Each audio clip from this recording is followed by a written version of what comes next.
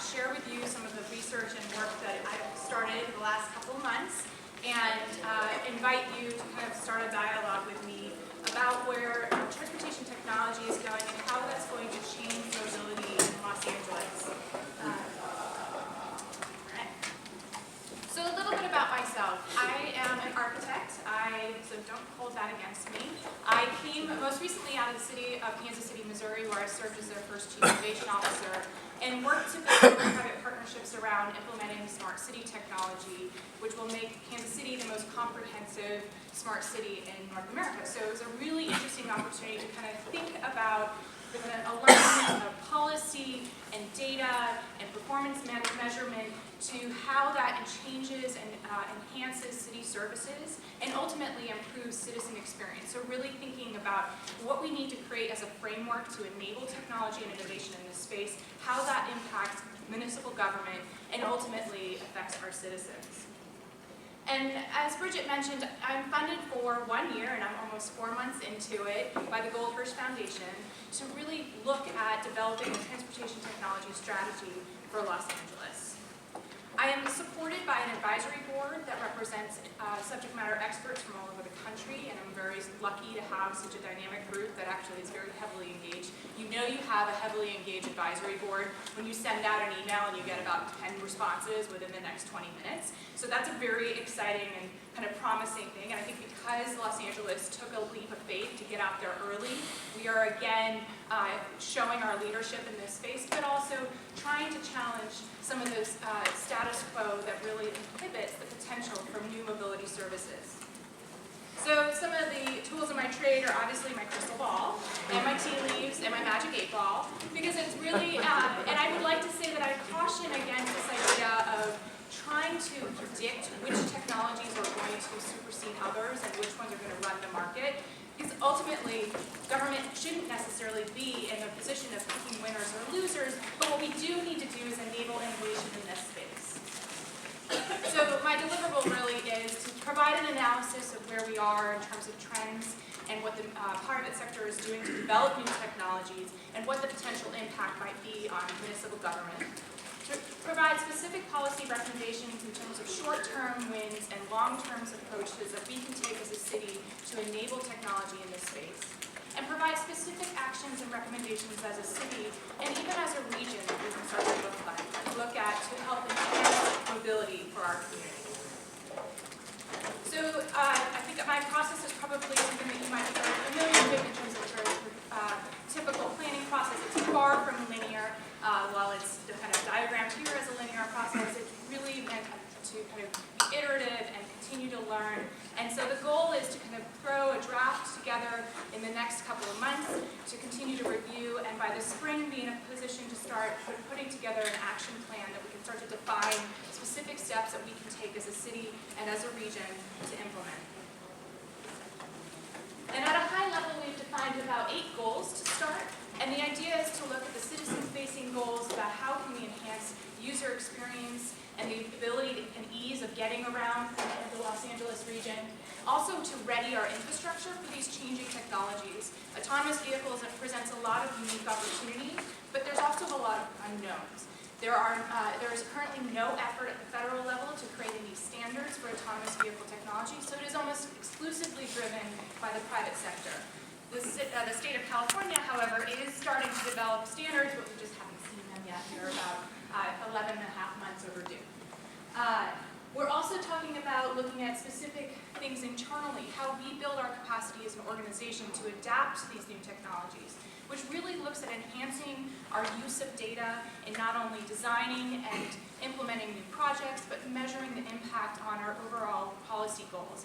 And those includes things like what's been defined in our sustainability plan, our Great Streets Initiative, our Vision Zero goals, as well as the mobility plan. So I'm going to share 2 core areas that I've been focusing on under the leadership of Salida. Shared use mobility is something that I think we're all kind of familiar with, but it's something that continues to transform mobility options for people all over the country. And we know this because we have an incredible penetration of technology in our hands, which really changes the model of putting access to information in real time in the customer's hands. So that, I think, is something that we need to be really mindful of when it comes to how do we design services to meet the needs of our customers. Well, we often need to focus on how they will actually consume those services and how they will access information. And we know that this is going to be a radical transformation for generations to come. And I think what we start to see is that we're going to have entire generations of children growing up in our cities that don't know any other way but to access information through these technologies and tools. And I think this is kind of interesting as well, because you can see how technology can shape social norms as well, which I thought was pretty interesting. Unfortunately, the one time that I had a screen, I have no experience. But I think it's really important to talk about how the sharing economy really does change the way we think about aligning resources to demand. And the sharing economy does it in real time. So this idea of transportation network companies or Airbnb, where someone has something that is an underutilized resource, and someone has a need for something, you can more quickly adapt to aligning those resources to that demand. And I think that's a critical opportunity when we think about mobility. So car sharing has taken off, and there's about 1.3 million, 1.4 million members of car sharing services across the country. But Los Angeles is actually shockingly behind. We only have about 200 to 300 car share kind of memberships, as it kind of relates to that type of model. And I think that goes to show we have a lot of opportunity to learn from best practices from other cities, which I think is something that we constantly need to go back to, is why reinvent the wheel if it's been something that's been tested effectively and demonstrated? But what it does is beg the question of how can we create a marketplace of opportunity? So car sharing is growing really fast, and it has the potential of saving about $900 a month for a household. And if you can think about how you might use $900 a month by not owning a car and putting it towards your household expenses in other ways, you are really going to radically change the distribution and opportunities for our community. We have really great examples of cities across the country, and nonprofit models have moved to for-profit models as they started to create more sustainable options. And as you know, we're testing a really great model in South Los Angeles as a partnership with the Shared Use Mobility Center and funding that just came through recently. So we now have to really think about kind of what that framework is in terms of how we enable car sharing services. If it really does lend the potential to eliminating single occupant vehicles and potentially eliminating the need to own a car, how does that change, and what conditions do we need to set in place to enable that? And we know from companies like Car2Go that 30% of their members combine their use of car sharing with public transit. So these services are complementary to the services that government is already providing. And I think ultimately, when you find about a third of people end their trips at transit stops, you also see that correlation and that need to connect that first mile, last mile to our existing systems. Ride sourcing and ride sharing are two other models where people are using online platforms to connect passengers with drivers. And there's different models, whether it's kind of the for-hire vehicle versus an pre-existing trip that someone's jumping into, so more of a carpooling model. And we've seen cities be very reactive. I think across the country, ordinances and state laws have gone into effect after these companies have arrived and set up shop. And what happens is we have missed opportunities in many places to collect and capture data that help us see the landscape of mobility options in our community. So we need to start thinking about what type of data do we need to be capturing or requesting of these companies who want to operate in our cities. Bike sharing, and this is a program in Italy where kids can rent a bike, is also something that we will be seeing very soon in Los Angeles. And it's grown from 4 markets in 2001 to 480 markets in 2015. So a massive proliferation in a very short order. And I think what you see is new models where they start to balance access through non-credit card and payment options, so people who are unbanked, who may not have otherwise have access to these services, have new models to go pay at a 7-Eleven to get into their bike share program, things like that, where you can create access in new ways. And I think we really need to test and explore how we can make sure that not only do we create services that are accessible, but are equitably distributed. There's also models called microtransit, and in this case, Bridge, which operates both in Boston and Washington, D.C., is an idea of creating agile, responsive, kind of van pool, bus-type networks that respond to where the demand is. So basically, you set up a bus stop, about 5 to 10 minutes walking radius for a neighborhood, and that is driven by the number of people who've requested this type of stop. Now, there are lots of really interesting things because it creates a lot of flexibility and is a really interesting and compelling idea to solve the first mile, last mile challenge. But the challenge is that we haven't actually seen it go into the neighborhoods of greatest needs. And Boston is a good example that where the Bridge has been most successful has been where there's already a transit-rich and economically strong community behind it. So we need to think about how we can, as a city, help balance where the demand and need is for the communities of greatest need. So the question then becomes is what is the role of a public transportation provider? And I think we need to think about how we balance kind of the environmental benefits with reduced car ownership and the impact that it has on our services as well. And this is where we start to think about how do we baseline capturing information from these service providers and hopefully understand the suite of services that are available. So UC Berkeley, for example, it just announced they're going to start to look at the environmental impact of TNCs on the environment, which is going to be really interesting to see. They're getting access to data that nobody usually gets to see from the TNC, so that'll be a great opportunity to really understand what the impact is. But it is about ultimately how do we coordinate the services that are being provided on the private side with what we offer on the public side. And I think this is about addressing the customer where they are. And often that looks at how we open up our data and provide information to third-party tools. And an example is this app that helps you figure out how far you can ride your bike in 5 minutes, 10 minutes, 15 minutes, 20 minutes in a city. Well, if a city provides other information like location of bike share, street closure information, and other data in real time, they can add that information into these apps and we can connect with the customer where they're already looking for this information. So it eliminates the need for us as a city to develop these tools and provides us with a mechanism to communicate critical information that we already have in a place where the customer is. And I think we need to think about how these models that have evolved so quickly in such a short order have really transformed the mobility marketplace. But with people driving less, we have to recognize that these things can be undone. So how do we create a model that is adaptive as these technologies themselves potentially evolve? So we need to think about how we engage more constituencies and citizens in the decision-making process.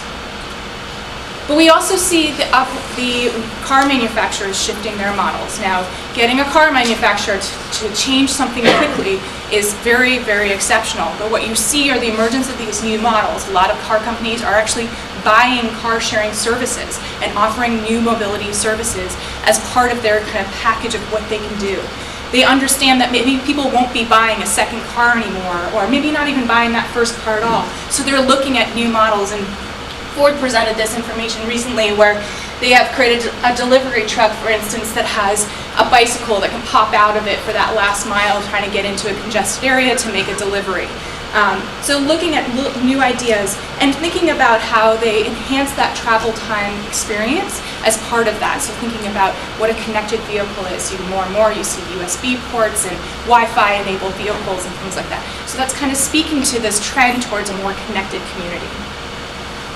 And ultimately, it is about ubiquitous connectivity, not just in terms of the internet, but also in how we get around and how we access different modes.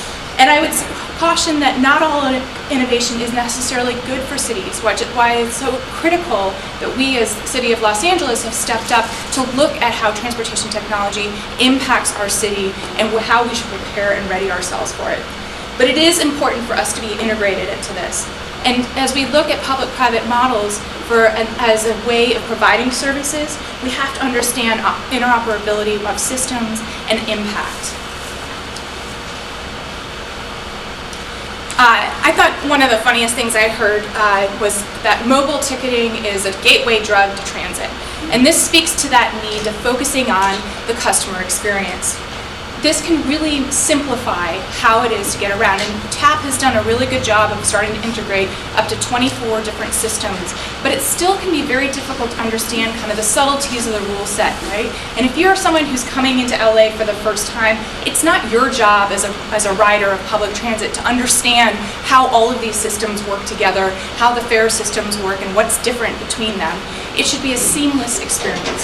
So part of our recommendations is to look at streamlining our fare system to make it a lot easier, and to extend it to other programs like bike sharing and car sharing and other modes that are available to us. And I think this also talks about the changing roles of government itself. We need to maintain our core principles of safety, equity, accessibility, and interoperability, but we have to also focus. Sometimes there are conflicting priorities and ad hoc policies that can lead to uncertainty and can make it difficult to really implement something with consistency.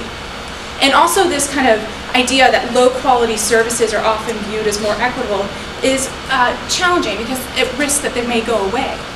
So I think we need to think about how these services augment and complement public transit systems, and not as a detractor, but really think about the policies that we need in place to ensure that these technologies continue to enhance what we're able to offer our community.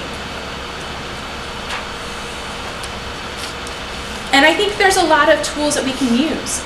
There are things like incentives, cash incentives that we've seen for carpooling, prioritization for carpooling, but education is going to be the most essential thing. We're really talking about shifting behavior, and to get people out of thinking about how I will get into my car and go to point B. It's about how can we move around in a way as a system and think about what we need to do in terms of our core values as citizens and how that changes, and how do we reach out and educate a broader community. We also have to enable these technologies with supporting infrastructure. So whether it's charging stations or highly connected roadways, we have to think about what that infrastructure will look like and enable that through our planning and capital improvements.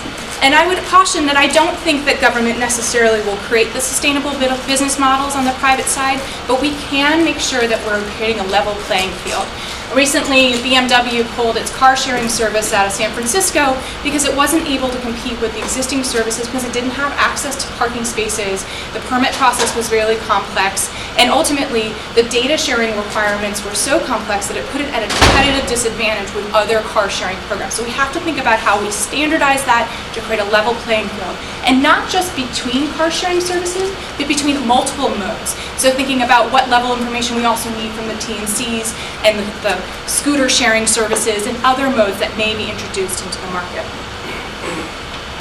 And again, thinking about purchasing behavior, we have about a 75% of Northern California EVs purchased are battery only, like the Nissan Leaf. But in Southern California, 75% are hybrids because we have this range anxiety. And a lot of people talk about how when you go into a car dealer here, unless you're coming in looking for an EV, they will never try to sell you one. And so how do we start to change that purchasing behavior and that thinking? Well, we have to enable some of these things by allowing the space for this technology to grow.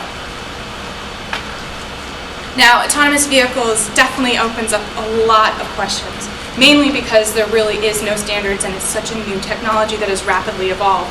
Timelines have gone from 2040 to 2025 to 2017 among these companies that are investing in this space. So we know that there is a quick race right now to develop this technology and really come to the market quickly. So I would caution that the robots are coming if they're not here already. But this idea is nothing new. This was a campaign that was launched by the electrical companies in the United States in 1957, where they imagined electrified vehicles that were self-driving, and here we have some dominoes being played in the back seat, where, changing the way that we move in that experience. This is something that we've been thinking about for a very long time. And I think we can argue that it is here. The technology has been developed, whether it's the radar or camera visioning that we need to actually sense the environment around and to navigate. And so just to quickly define, there's two different kind of buckets. There's connected vehicles and autonomous vehicles. So connected vehicles use a variety of technologies to communicate with the driver and other cars on the road, including roadside infrastructure, and they kind of communicate up to the cloud as well. And so this is what currently you see quite a bit of, where it's used to enhance vehicle safety, improve kind of commute times, and information about kind of existing conditions around you. Now, autonomous vehicles is the self-driving vehicle, basically, and NHTSA has defined 5 different levels of autonomy, and Google, for instance, is developing at level 4, and you'll see that Tesla, for instance, just recently released a series of enhancements to their vehicles that puts them at about level 3. So that's something to think about, that there is a difference, but connected and autonomous vehicles is also possible, that you have communication between vehicles as well as self-driving. So we see great potential in this, and I don't think there's any question about the potential impact that this might have. And that car companies and tech companies in Silicon Valley are definitely fighting to take a share of the market. And in fact, it's estimated that if one company were to take just 10% of the 3 trillion miles traveled per year at about 10 cents a mile, they would get about $30 billion in annual profit, which is about what Apple makes in a good year, right? So that's pretty incredible if you think about what the potential for this market is. And Google, I think, would definitely be kind of leading the pack, and that's been actively testing in its roadways, both in Silicon Valley and Austin. And it collects about 1 million data points a second. So if you think about the potential information that we as a city could potentially benefit from by tapping into just a fraction of that data, we could learn so much more about the built environment that we manage and own in a really compelling way. There is some question about who would likely adopt this technology. I think there's some concern that the cost of the technology would limit it to kind of an older generation that can afford the more luxury vehicles, but that younger generations might be more compelled and interested to purchase this technology because they're more tech savvy and kind of interested in this. But the reality is the cost of this technology is going down really quickly, so it will be fairly accessible in a short order. So I guess the question is, will we just see more of the same? Do we see the replacement of our existing vehicle fleet with autonomous vehicles in the future? Or are we going to shift the model away from single-occupied vehicles, where if you look at this picture, every single person on the left-hand side is in their car by themselves, to a shared-use model? So I think we need, as a city, to position ourselves, but through incentives and disincentives and different policy structures, to enable that shared model and look at how we can encourage changing behavior while this new technology emerges. But I do think it is a really exciting idea that by eliminating the need to own your own car, you are opening up and making more income available to more families and individuals across the city. And I think ultimately, because of the different demands of autonomous vehicles on our infrastructure, we have an opportunity to completely rethink how we design our cities. So if you think about how closely an autonomous vehicle can follow another autonomous vehicle, because it's following the rules, it's traveling at the speed limit, and it knows the conditions around it in real time, you can potentially shrink the public right-of-way that is dedicated to vehicular traffic. But that also changes the need for parking. It changes the way our curbsides are used, and potentially can reshape our city. So what do we do to think about how this technology could be an opportunity for us to redesign and reappropriate that public right-of-way for other uses, whether it's other modes like pedestrians and bicycles, or even better uses like housing, for instance. We have to think about the infrastructure of the future, and part of the recommendations is to look at defining what the gaps are in the information that we do have. We currently build our infrastructure based on the mode that's been available to us for a very long time. Well, these new modes are changing what that might look like, and we have to consider how it will impact our land use and our roadway design. So some of the overall kind of impacts, the benefits of autonomous vehicles, obviously safety, all of the accidents that have been Google cars have been involved with are at the because a human driver either rear-ended them or ran into them in another way. So these vehicles are very, very safe, because even though 9 out of 10 drivers say they're above average, that's statistically impossible. So we see the potential in that, you're improving mobility.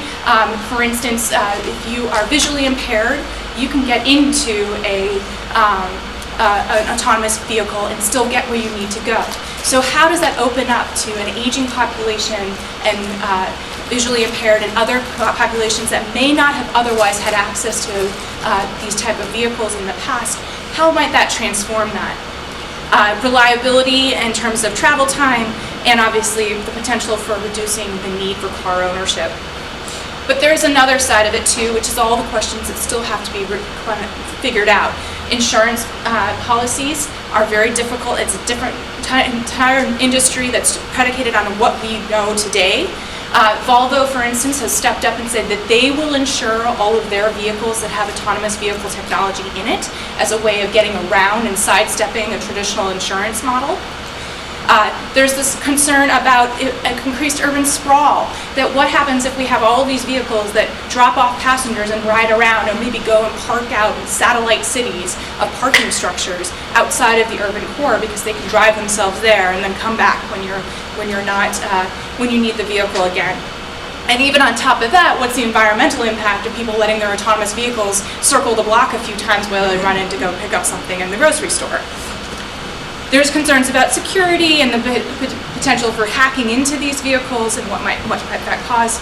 There's the ethical questions around who decides what happens when there is something coming up, like a person in the roadway or a child darting out from behind a car. How does the car make a decision as to saving the people in the car versus the person that's coming into the street unexpectedly? I think the car manufacturers and the technology companies will tell you that they operate at such a speed and with such safety already that those conditions are pretty much considered as best as possible, but I'll show you in a second that you can't factor in everything. Oh, and one other thing, job loss. 1/3 of men work in some type of driving-related industry in the United States. That is a major amount of people that could potentially see their jobs change in the near term as the result of automation in vehicles. So how do we define and how do we respond to that? How do we anticipate that is something that we're thinking about. And then just one more kind of definition, just to kind of simplify it a little bit. There's two kind of models that are really being considered. There's the vehicle-to-vehicle communications, and then there's the vehicle-to-infrastructure communications. And the trouble is that there's no standardization, so it's very difficult to take a systemic approach, which is really what's necessary when we think about mobility. But vehicle-to-vehicle basically, has some challenges as well. So there's a certain amount of channel capacity that has been set aside at the federal level that it's pretty polluted right now with a lot of different things. Wi-Fi shares the same channel capacity. And there's the challenge of the latency of communicating with the cloud and how much time it takes to communicate information in real time, and that can impact the effectiveness of these communications. And because competitive development has happened at the private sector side, they're not all developing to the same standards. So how do we ensure that vehicles from Honda can talk to vehicles from Volvo? And this goes to that question about uncertainty before it. How do you factor in? Now, they've designed all these algorithms at Google that enables them to factor in all potential conditions, whether it's road signage or a train crossing, a pedestrian coming into the street, a bicycle in a bike lane. But in this case, there was a chicken being chased by a woman in a wheelchair, and there was no possible algorithm that they could have accounted for to address this. So in the case of the Google car, the car stopped and waited for the instruction to leave. But it goes to show that even the smartest people in Silicon Valley can't possibly account for every potential condition, and that's where there's a lot of uncertainty. Right? How many times you get to put a chicken in a PowerPoint presentation? So, and then the other side of it is this vehicle to infrastructure side. This is where I think most of the private sector will tell you they're not waiting to see what government will do.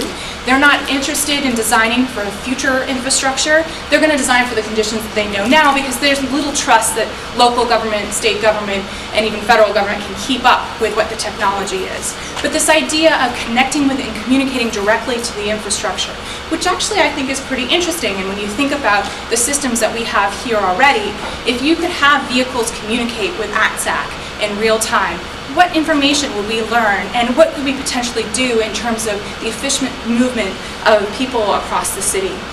And this idea then also kind of opens up the challenges of data sharing.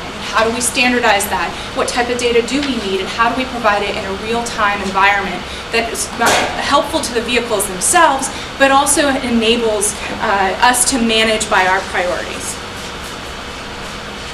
So I think with autonomous vehicles, we see a lot of potential impact in terms of how we define how our infrastructure is used and paid for. So we see the impact of autonomous vehicles changing the way that people use the roadways, how they develop their sites, and think about parking structures, for example, and podium parking and what that might do. It might change the need for drop-off zones and parking locations as well. But then again, it may also impact commuting patterns. So if we had shared use autonomous vehicles, how might that change how we get around the city? And what if we never build another parking spot? What that might look like in the city of LA is something that we can explore.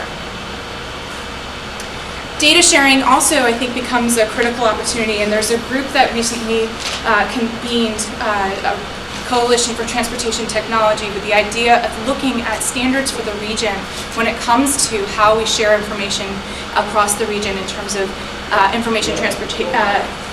ITS, information transportation systems, and essentially we want to be able to identify that static and dynamic information about our physical environment. So how do we understand what's going on, how does that change, and how does that impact how these vehicles will get around?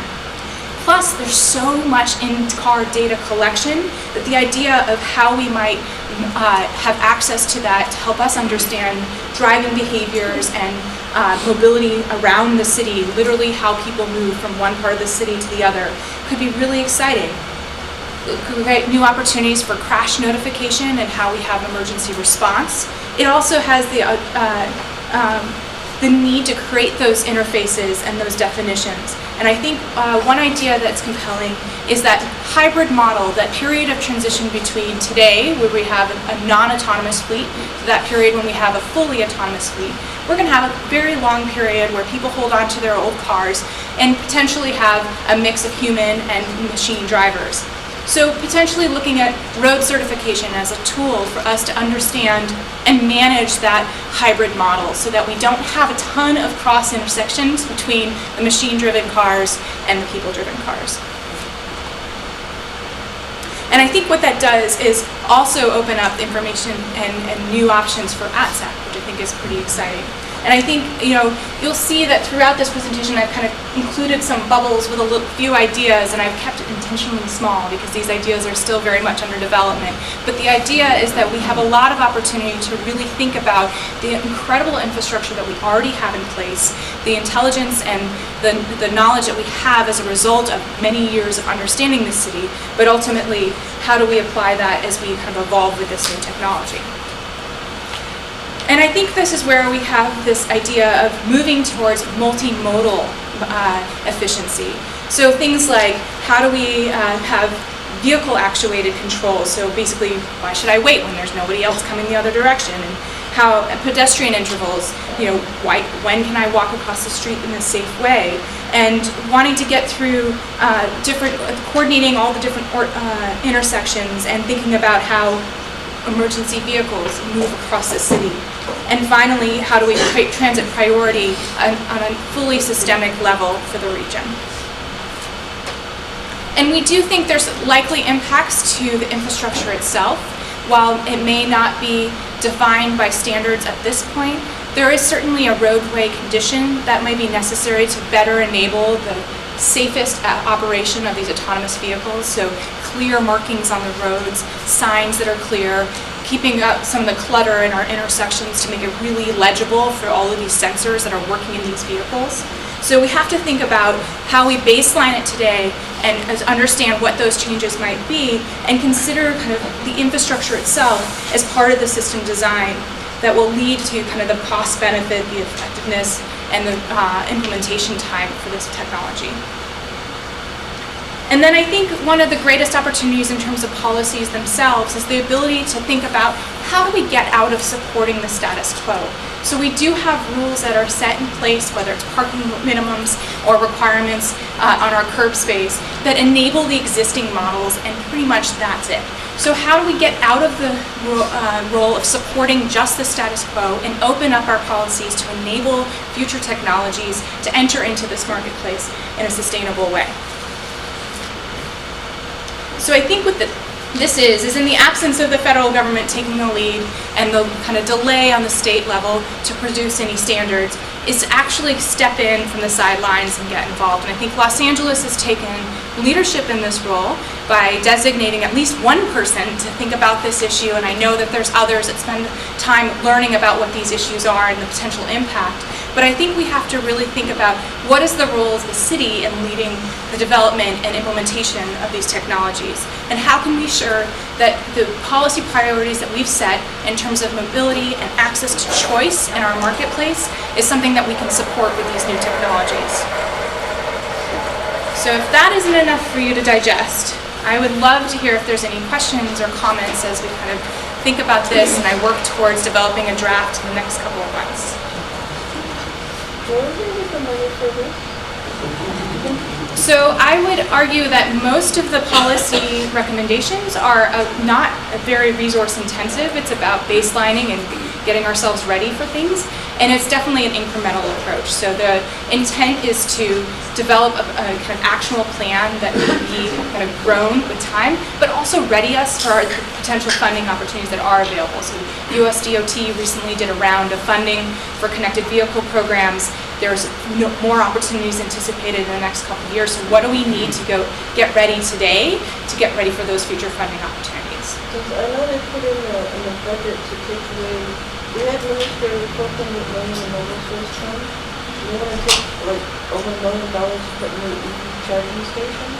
That would get rid of some of the funds for ACT and our loans and finance. I mean, that's a trade-off. So obviously, and I mentioned that there are a lot of challenges with conflicting policy priorities, and that can be a big challenge. There are various models that are available that we can look at in terms of public-private partnership and how we enable some of these things where resources might be limited on the public sector side. How do we partner with people to help us meet those goals in more creative ways? I think I'm hesitant to speak to specific policy and budget decisions for LADOT, but certainly I think there are a lot of different ways and new models that are emerging. And so how do we prepare our agency and the city as a whole to better enable those public-private partnerships?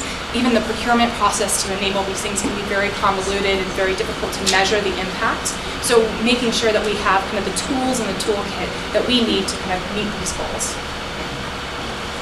All right, you talked about the micro transit within the ride-sharing portion, and I was wondering, what was the difference between these micro transit companies versus like our Community Dash?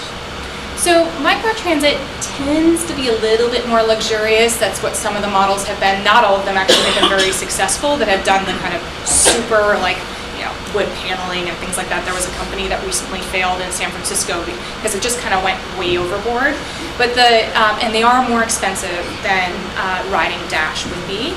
The difference is that it's demand-based, so that Dash bus stop would actually kind of be virtual. It wouldn't be a specific spot that's pre-designated on a specific route, but it would be a collector. It's a shared use vehicle, so you could potentially combine and create a hybrid model where it's more like a Dash bus, but has a responsive kind of route design.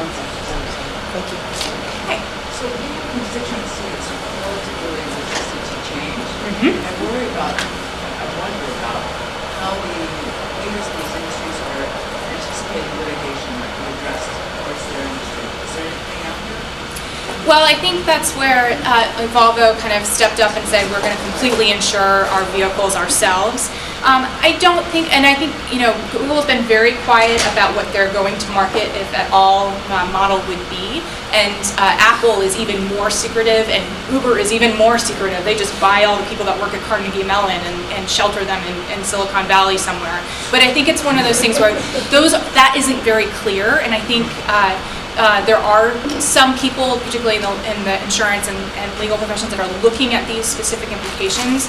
But I think the idea is that the trade-off, the difference between a human driver and the risk and liability associated with a human driver is so much greater in terms of the cost of life and kind of the accident likelihood or the traffic incident likelihood, that autonomous vehicles are going to be that much better regardless. So I think a lot of people are actually starting to come up now and say, well, these are kind of concerns that we don't have to worry about as much because it's still going to be safer than the current model. Is there an anticipation that members of the community might sue an agency about allowing the use of these vehicles in the public right-of-way? Not that I've heard of. I think because there's such limited implementation. Some of the examples of where, for instance, shared use autonomous vehicles have been piloted are very much on a campus setting, so very controlled environments to begin with. And the current rules in California require a human driver behind the wheel of an autonomous vehicle today, so Google never drives without someone in the driver's seat. So that is kind of we haven't quite figured out what our answer will be to that question, so there really isn't enough evidence right now to kind of point us one way or the other. I'm curious about what lessons have you learned from the airplanes and the light rail vehicles that are sort of auto-driven now? I mean, I don't know that much about the airplanes, but I've been in plenty of those shuttles that don't have drivers. Mm-hmm.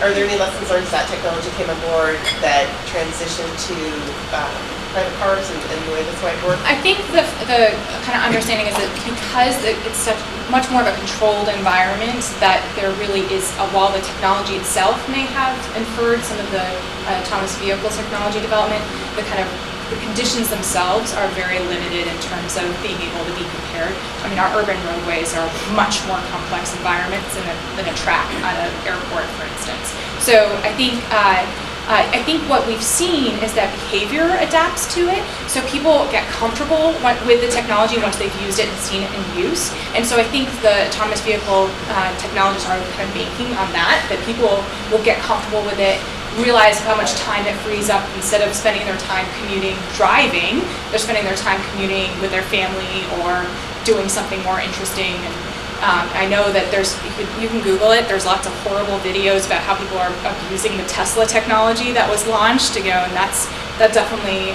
shows that behavior change also requires some education along with it, because people can make bad choices even with smart computers. The city is like 450 square miles. The implementation across such a large city compared to like most cities don't have those small square miles. Mm-hmm. That could be more implementable in small cities, but we have so many different communities. Absolutely. How would you do it across the city at a mile? Well, I think what you would see is different types of services available in different types of neighborhoods. I think that there's a different demand for communities that are flatter, that might be more bikeable and more walkable, than neighborhoods that are hillier and might need different modes for that last mile. So I think that would be something that we see evolving in the shared use model, is that the sharing economy is really driving kind of the connection of the appropriate resource to that demand. And I think that's something that LADOT has to kind of factor in as we think about the services that we provide and how it complements these private sector or public-private partnerships to provide services. So I think it is about creating a marketplace of services and creating choices for individuals, but I think there is definitely kind of a geographic component to where things work best. And I think the city has a responsibility to make sure that the communities that need transportation and access to transportation the most are getting the quality of services that are competitive with the rest of the city as well. Yes. So you had said the vehicle to infrastructure, how the private companies were basically just designing everything based on the current system now. So before you said that, I was wondering if there would be, what would change? Like, have you guys thought about, how would our designs change? How would we have to rethink how we design everything, design the roadways for these types of vehicles? 'Cause that's what I was thinking initially. Then you said that they're currently designing to our standards right now, but that's got to change at some point. So has there been any thought to that? So I think there's two different components. There's kind of this digital infrastructure, which is kind of what type of information does the infrastructure need to communicate in real time to vehicles to get them to move as efficiently across the city as possible. So that's real-time data, which requires kind of the back-end information and communications technology to provide instant communication, so there's no latency. So you don't want to know after the red light's turned that it's happened and you've missed it and you're in the middle of an intersection. So I think, and I think there's a lot of potential applications when it comes to emergency response and the interoperability between our systems. So if you think about getting off the highway and into a neighborhood, kind of what that coordination of systems are, I think that's where there's critical and great opportunities to look at that interoperability of those systems. Now, the physical infrastructure, there are implications when it comes to kind of the lane width and the travel distance between vehicles changes. So you actually can tighten up the use of our space, because if you think about it, most of our roadway isn't being used at any given moment just because we can't travel that closely to each other. And so you have to enable a safe travel distance in theory, although I would question if people follow those rules. I still have the counting the seconds in my head from my driver's test, but not everyone plays that way, right? And so those are things where we can start to change that. And so if you think about that and you could shrink our roadways or even open it up to other mobility modes, so thinking about, creating space for the bikes or more space for pedestrians, you can really physically transform that space. So I think that's where there's a lot of opportunity, kind of both in digital infrastructure and physical infrastructure. Yes, you go in here. I think one of the obvious benefits would be to be able to like sleep or read or just not focus on driving, because I think that's the part that really can tire you out. Yeah. And also as a replacement, I guess, for like a designated driver or something.